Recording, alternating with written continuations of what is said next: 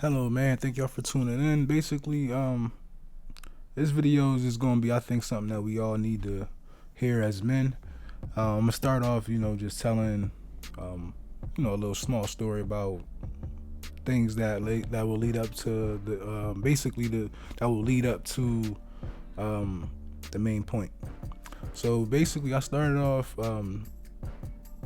I had a lot of jobs, man. Like jobs that I probably didn't really care about, that wasn't like a career that wasn't going to benefit me. And then I also had jobs that I kind of regretted, hindsight 2020, that probably would have helped me um, deal with some of the obstacles I went through.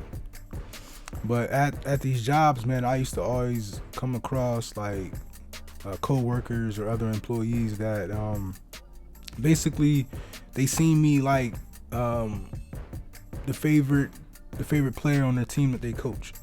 You know what I mean? You when you when you, as a coach, the coach always has like a favorite player that he sees potential in. And they try to mold them.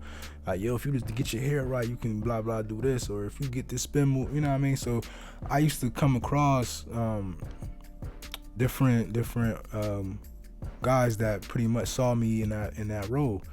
And they would help me out, like, yo, you need to ride to work, you need to ride home, you need a couple dollars or something. You know what I mean? They let me hold a couple dollars until the next pay. I always had somebody like that at these jobs, man. And I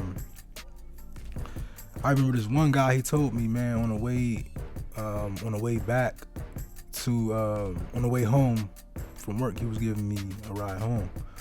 And he looked at me. I was just talking to him, man. I was talking about stuff I was going through. And he was like, man, listen, don't think about nothing you can't control.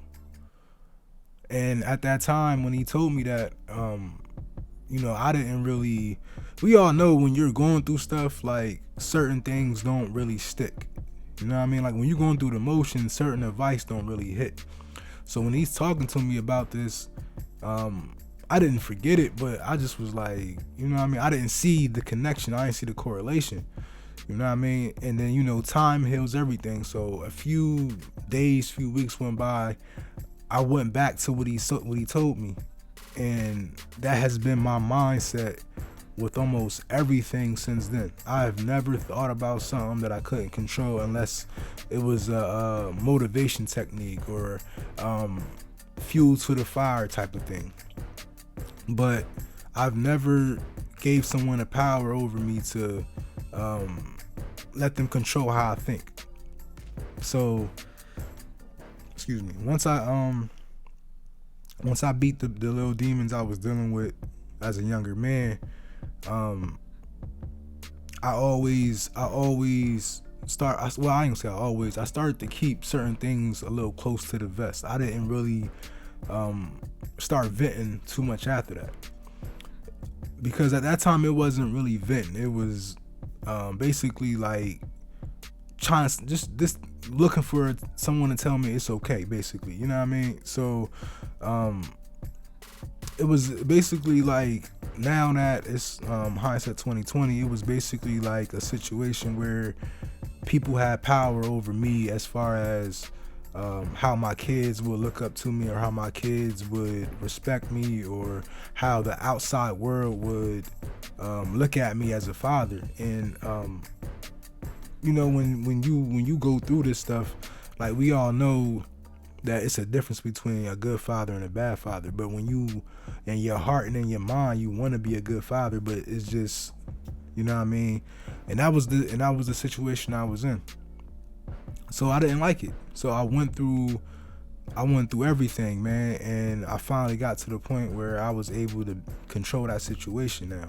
And it means the world to me that I don't have to think about something that meant so much to me, and it was negative. It was really messing up my spirit. I didn't, you know what I mean? It was to the point where, like, you didn't even really go around certain people, because if they ask you, hey, what's up, man, how you doing, you was just blabber it all out about whatever you're going through. And as a man, it's the main point, we have to stop complaining. We have to stop complaining, bro, and especially about stuff that it's repetitive. If it's the same thing that we're complaining about, it's to the point now where it's like you have to start using this energy to tell yourself to fix it.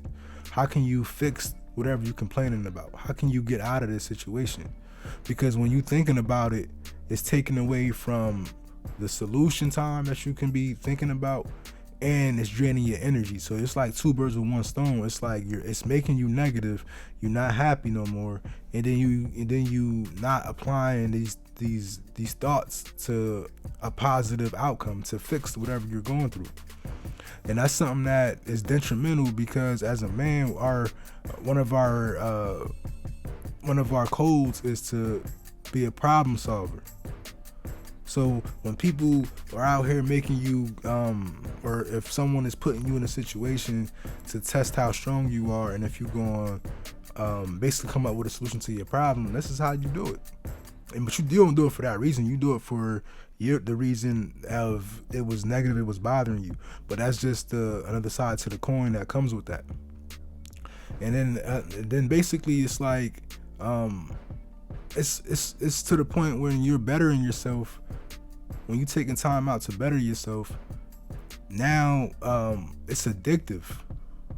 Like whatever you fix now about yourself, you probably didn't think you wasn't able to do it, or you ain't have faith in yourself. Once you complete one task that is like a self-help or something that helps you feel better about yourself or think better about yourself, now it becomes addictive or addicting. And now it's like, what else can I fix? What else can I improve on? And now it's like, this is your training wheel. Your hamster training wheel is you improving yourself.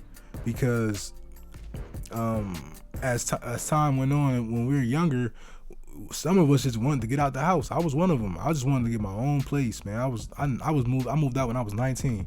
Hindsight 2020, I'm kind of glad I got that experience under my belt, but I also regret kind of leaving the house that early, because I also had a child that was on the way, and now I'm paying my own rent by myself. When naturally I could have just still been living with wherever I was at and paying less of the rent. But but see, that's the thing. I think I'm glad I did that, because now I was compromising money over my mental health. Like if being here if I wasn't happy when I was here, then you gotta go. You know what I mean? So that's probably what it was. At that time, I was just like, man, I'm not happy here. You know what I mean? And it's stunting my growth. I don't feel like I can be free. So I left. You know what I mean? But the reason why you want to stop complaining is because, like, it puts you in a situation where it's like you have to choose why you're venting to these people. Whether you're venting to just be told that, hey, everything's gonna be okay, you got this, or if you're trying to get someone else to help you understand the situation and they can give you their advice on what you should do. See, a lot of people don't vent to get clarity and advice.